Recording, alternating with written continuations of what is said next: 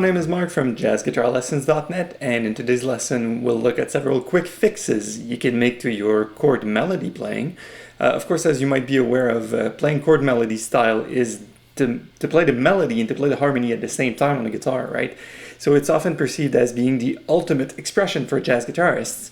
And of course, indeed, I could not have done this True Fire series of 5 lessons. This is the last one, by the way, without discussing some chord melody, at least a little bit. So let's see how we can make your chord melody better with some of these tips. We'll use the beginning of the tune Body and Soul to demonstrate several examples, so let's get going. Alright, so chord melody tip number 1 is all about the melody. You should have the melody come first whenever you're playing chord melody style. It should be memorized, of course, no looking at the sheet or nothing. And remember that it doesn't mean anything if you're just playing a bunch of chords, which is often what's happening with a lot of people playing chord melody. They play a bunch of chords and they think that because they have the responsibility of playing harmony at the same time as melody, they can play the melody poorly or phrase the melody poorly. So let's look at example number 1, which is just the melody to the first 4 bars of Body and Soul.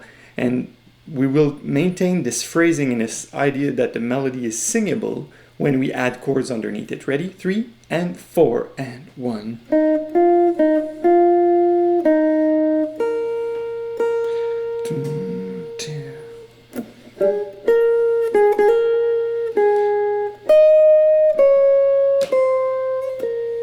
Etc., etc. So you get the idea that just memorize the tune, know the song you're about to play, right? The second melody tip really is to have the melody sustained. As you hear I was playing it, the notes were fully sustained, and to have this wherever it's needed. Often the problem when we play a bunch of chords and chord melodies that we let go of the finger that plays the melody too fast, and we get this staccato feeling instead of it being either rubato or legato, right? So that's one thing you might want to focus on. And the other thing, the last thing in terms of melody, is not to overdo it. For example, whatever you do, whatever you build as chord melody, is it too many chords so you cannot play it in tempo? Is it too hard? Is it too difficult? So let's look at example 2 now, which is an example where it would be too much, okay? 3 and 4 and 1. See?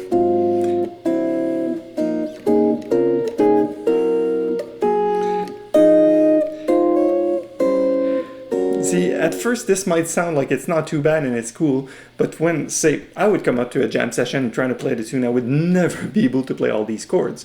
So there should be a point where you don't play any chords, and it should be, not only is it impossible to play everything, it is desirable that you pause in your harmony. Now for chord melody tip number 2, I call this understanding the harmony. And more specifically, the first thing you gotta do is to understand the relationship between the melody and the harmony that you're playing. So let's look at example 3 now. See, we have the numbers in between brackets and little boxes, and what they describe is the relationship to the melody note. So this here, in relationship to an E flat root, it's a tonic and a ninth of the E flat chord. Same thing for the next chord.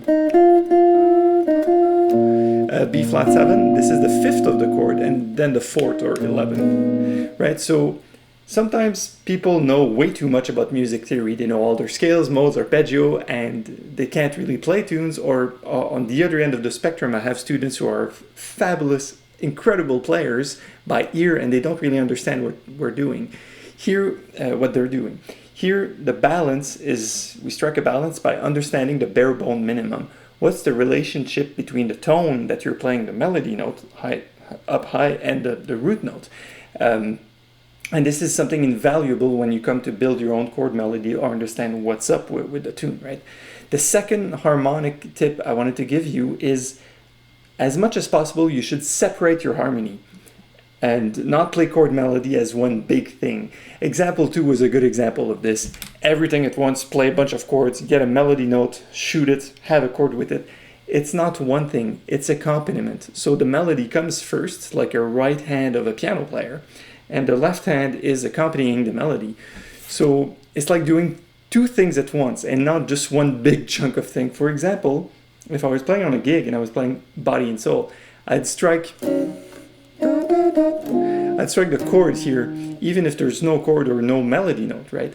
Or another example would be to do like arpeggiate, and there's nothing wrong with this because you're still only accompanying the melody. You're not changing it, you're just adding things to support it, right? And lastly, what I wanted to discuss in terms of harmony was still in second tip here, is to rework on the same tunes as your understanding of harmony evolves. For instance, if we look at example 4, this would be how I would harmonize and chord melodize Body and Soul when I first got to it. Boring chords, very simple, straightforward thing. There's not a chord underneath each note, it's just simple. Let's play it together. 3 and 4 and 1.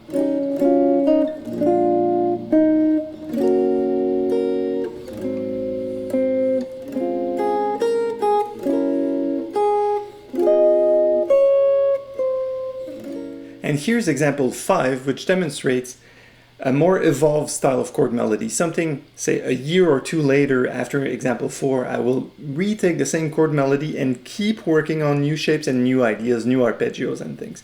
Let's play number 5, example 5 together. 3 and 4 and...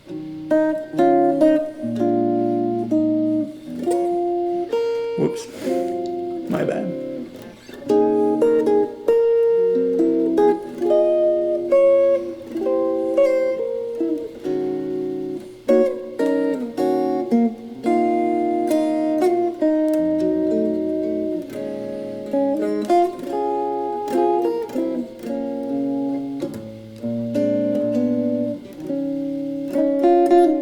Okay, so that's it for the musical tips, the examples, which is related to learning the melody, learning the chords. Now for tip number 3, which is work on complete tunes by yourself. Work on the repertoire, on songs, right? First tip, take one tune, and you should always be working on learning new songs, by the way, whenever you're learning jazz guitar, and add a chord melody to it. No books. No copying from to chord melodies on jazzguitarlessons.net. No note for note. You create your own style. Because you and I or anybody else, we would not play the chord melody in the same way. And you have to develop your own style. That's the number one tip that is non-musical. Just take a new song and do it yourself with whatever you have. So let me tell you a bit about myself and the way I learned and how I came to realize this idea. My personal story with one tune is the tune Stella by Starlight, and I started to get lessons with a really good teacher in Montreal. And he said, can you play the tune? Can you play any tune? I'm like, yeah, okay, Stella by Starlight. Can you play the melody? Okay, sure. Can you play the chords? Yeah. Then can you play a chord melody? And I tried to play some shapes under it. I'm like, no, I cannot relate the melody and the chords together yet. So he said, all right, fine, work on a chord melody. So I worked on the full tune, and a week later, I got this arrangement. And the teacher said, all right, that's good, but here in bar 5, remove that chord, put this instead. Oh, here you played too many chords together, I cannot hear the melody, or this or that, right? Up until the point where I got my personal Stella by Starlight, which I still play to this day. Of course, I'm still modifying it as I learn new ideas in harmony, but that's the gist of it. So that's my personal story. You get to a point where you formalize what you play on a tune enough to the point that you can walk in at a jam session and just play that tune. Now on to tip number 4 about chord melody, which is play by ear. Use the sound, or play by sound, basically. Your ears are always the final judge of if it sounds good, if it doesn't sound good. So record yourself. Take a small recorder or your phone, play your chord melody, and just listen back to it and say, oh, that part, I can't hear the melody. Oh, that part, it has too many chords, or it has too few chords. Or else you will wind up playing just a bunch of chords. As I warned you at the beginning, you play chords, one chord underneath every melody, and it doesn't sound like anything after a while. And now for tip number 5 regarding chord melody, it is keep increasing your harmonic knowledge, keep increasing your general knowledge of the guitar. Of course, get ideas from great players. For me, it was Ed Bickert, Ted Green, Barry Galbraith. I got tons of great, not only voicings, but great ideas as to how to solve the puzzle, how to manage playing the melody and the chords at the same time. Also, here's 3 workout suggestions, especially from these guys. First workout, which is great, Randy Vincent's 3-Note Voicings book on Chord Publishing. The other one is Ted Green's Modern Chord Progression, especially one page which I'll get to later. And the third one is Alan Kingstone, and he wrote the book called The Barry Harris Harmonic Method for Guitar. Eye-opening. Great books.